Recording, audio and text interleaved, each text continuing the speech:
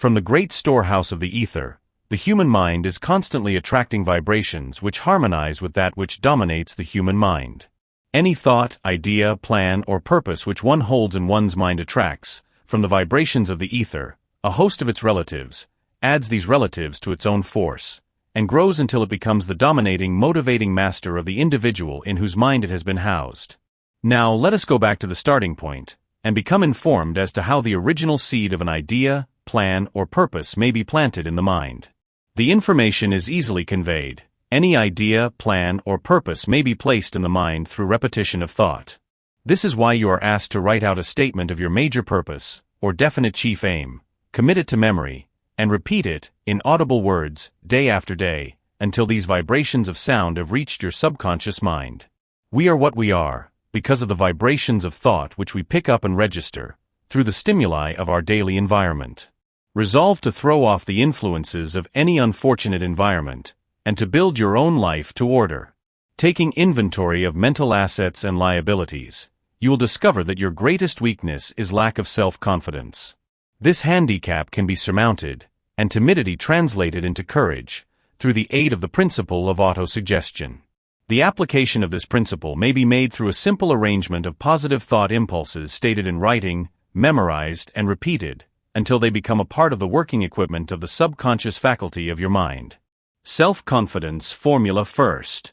I know that I have the ability to achieve the object of my definite purpose in life, therefore, I demand of myself persistent, continuous action toward its attainment, and I here and now promise to render such action.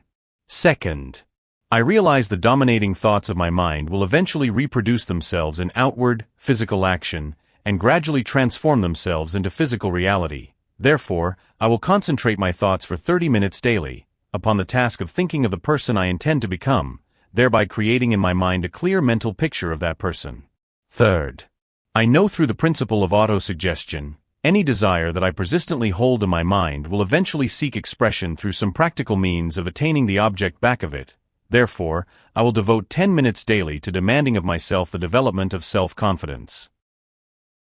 Fourth, I have clearly written down a description of my definite chief aim in life, and I will never stop trying, until I shall have developed sufficient self-confidence for its attainment. Fifth, I fully realize that no wealth or position can long endure, unless built upon truth and justice. Therefore, I will engage in no transaction which does not benefit all whom it affects. I will succeed by attracting to myself the forces I wish to use, and the cooperation of other people.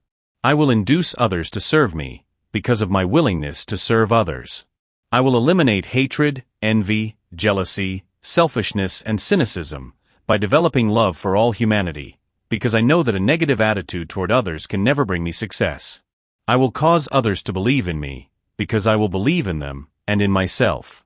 I will sign my name to this formula, commit it to memory, and repeat it aloud once a day, with full faith that it will gradually influence my thoughts and actions so that I will become a self-reliant and successful person. Back of this formula is a law of nature which no man has yet been able to explain. It has baffled the scientists of all ages. The psychologists have named this law autosuggestion, and let it go at that. The name by which one calls this law is of little importance. The important fact about it is, it works for the glory and success of mankind, if it is used constructively. On the other hand, if used destructively, it will destroy just as readily. In this statement may be found a very significant truth, namely, that those who go down in defeat, and end their lives in poverty, misery, and distress, do so because of negative application of the principle of autosuggestion. The cause may be found in the fact that all impulses of thought have a tendency to clothe themselves in their physical equivalent. The subconscious mind, the chemical laboratory in which all thought impulses are combined, and made ready for translation into physical reality, makes no distinction between constructive and destructive thought impulses. It works with the material we feed it, through our thought impulses. The subconscious mind will translate into reality a thought driven by fear just as readily as it will translate into reality a thought driven by courage or faith. Please click on the video above to continue with Chapter 3.